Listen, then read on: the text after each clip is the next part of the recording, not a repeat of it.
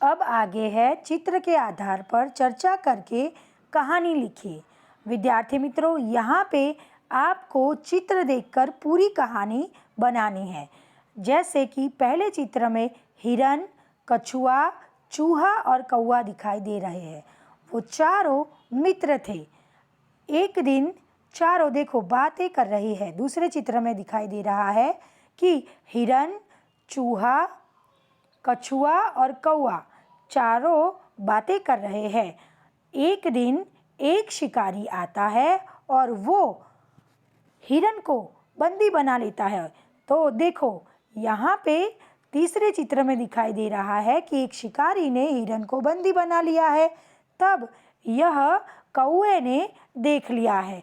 तो कौवा झट से जाकर अपने मित्र चूहा को अपने पंखों पर बिठाकर उसके पास ले आता है और उसका जो दूसरा मित्र है कछुआ, वो चल के हिरन के पास आता है और हिरन यहाँ पे बंधा हुआ है। तो चूहा और कछुआ दोनों उसे उसकी जाल को धीरे धीरे काट देते हैं। उसी समय शिकारी आ जाता है और शिकारी कछुए को देखकर थैली लेकर आता है और एक थैला लेता है और उसको लगता है कि हिरन तो भाग गया, लेकिन ये कछुआ है, उसको मैं पकड़ लूँगा। तो वो कछुए को पकड़ने के लिए जाता है तो कछुआ तालाब में सरक जाता है, तालाब में चला जाता है। तो वैसे ये चार मित्र हैं, कौवा, हिरन, कछुआ और चूहा, जो एक साथ रहते हैं और एकता से रहते हैं और एकता में ही बल होता है। तो इस कहानी से हमें ये सीख मिलती है।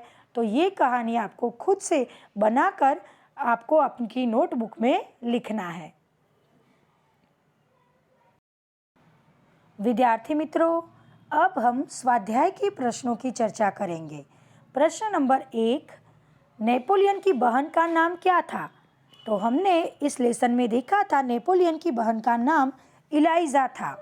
2, नेपोलियन लड़की को अपने घर क्यों ले गया? तो नेपोलियन ने क्या किया था? उस लड़की को धक्का देकर उसकी अमरूद की टोकरी नीचे गिरा दी थी और उसके सारे अमरूद कीचड़ वाले हो गए थे। तो इसीलिए उसको पैसे दिलाने के लिए वो अपने घर ले गया था। 3, गांधी जी को सोने की चूड़ी देने वाली लड़की का नाम क्या था? गांधी जी को सोने की चूड़ी देने वाली लड़की का नाम कौमुदी था। 4, गांधी जी ने कौमुदी से क्या कहा? गांधी जी ने कौमुदी से कहा कि अरे पगली, दोनों चूड़ियाँ देने की ज़रूरत नहीं है, एक ही चूड़ी लेकर मैं तुम्हें अपने हस्ताक्षर दे दूँगा। फिर भी उसने जब सारी चूड़ियाँ और अपने सारे गहने दे दिए, तब गांधी जी ने कहा, तुम्हें यह तो मालूम होगा कि ये गहने दे देने के बाद तुम फिर नए गहने नहीं बनवा सकोगी। क्वेश्चन नंबर 5, हस्ताक्षर करने के बाद गांधी जी ने क्या लिखा?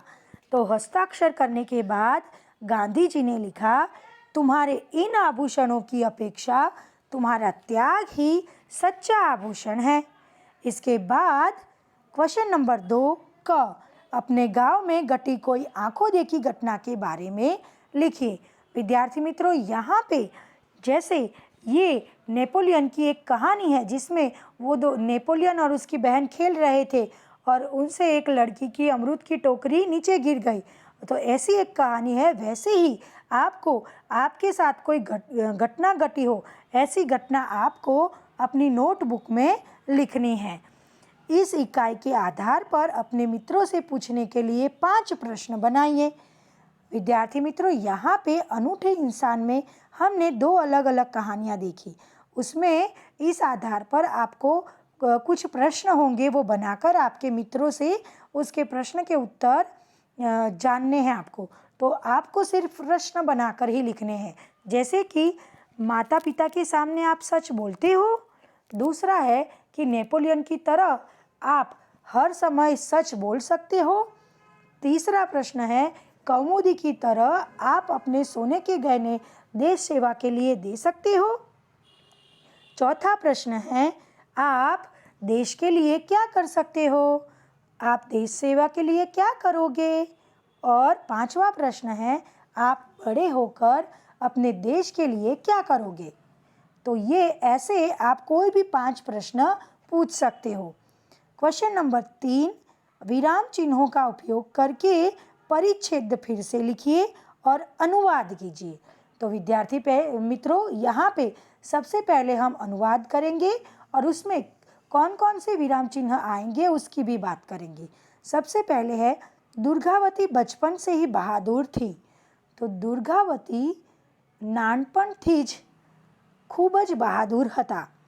उन्हें युद्ध करने में अपूर्व धैर्य, दूरदर्शिता, अटूट साहस और स्वाभिमान जैसे गुण विरासत में मिले थे। તેમને યુદ્ધ કરવામાં અપૂર્વ ધૈર્ય, દૂરદર્શીપણું, અતૂટ સાહસ અને સ્વાભિમાન જેવા ગુણો વારસામાં મળ્યા હતા। जहाँ वे सुशील, कोमल, अति सुंदर और भावुक थी। જ્યાં તેઓ ખૂબ જ સુશીલ, કોમલ અને ખૂબ જ સુંદર અને ભાવુક હતા, ત્યાં તે दूसरी ओर से वीर साहसी और अस्त्र शस्त्र चलाने में भी निपुण थी। तो बीजी तरफ ते वीर साहसी અને अस्त्र शस्त्र चलावવામાં પણ ખૂબ જ હોશિયાર હતા। शिकार खेलने में उन्हें विशेष रुचि थी। तो शिकार કરવામાં તેમને સૌથી વધારે રસ હતો। वे तीर और बंदूक का अचूक निशाना लगाने में भी कुशल थी। તેઓ तीर અને બંદૂકનો નિશાન લગાડવામાં પણ ખૂબ જ कुशल હતા, એટલે કે ખૂબ જ હોશિયાર હતા। अब हम उसके जो विराम चिन्ह है उसकी बात करेंगे। दुर्गावती बचपन से ही बहादुर थी। उसके बाद आएगा पूर्ण विराम।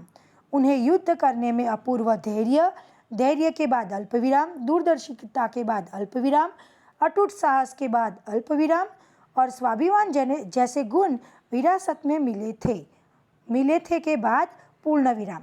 जहाँ वे सुशील अल्प विराम, कोमल अल्प विराम, अति सुंदर और भावुक थी, वहाँ पे भी अल्प विराम। वहीं दूसरी ओर से वीर अल्प विराम, साहसी और अस्त्र शस्त्र चलाने में भी निपुण थी। उसके बाद पूर्ण विराम। शिकार खेलने में उन्हें विशेष रुचि थी। विशेष रुचि थी के बाद पूर्ण विराम। वे तीर और बंदूक का अचूक निशाना लगाने में भी कुशल थी। तो कुशल थी के बाद भी पूर्ण विराम। अब है योग्यता विस्तार। गांधी जी और नेपोलियन के बारे में परिचय प्राप्त कीजिए। महापुरुषों के जीवन की घटनाओं का संकलन कीजिए। तो स्वाध्याय में आपको क्वेश्चन नंबर 1, 2 और 3 तीनों क्वेश्चन के उत्तर आपको आपकी नोटबुक में अच्छी तरह से लिखने हैं और अभ्यास में सारे प्रश्नों का उत्तर आपको अच्छी तरह से नोटबुक में लिखना है। अब हम भाषा सज्जता की बात करेंगे। जो सिर्फ आपको जानना है, वो आपको नोटबुक में लिखना नहीं है।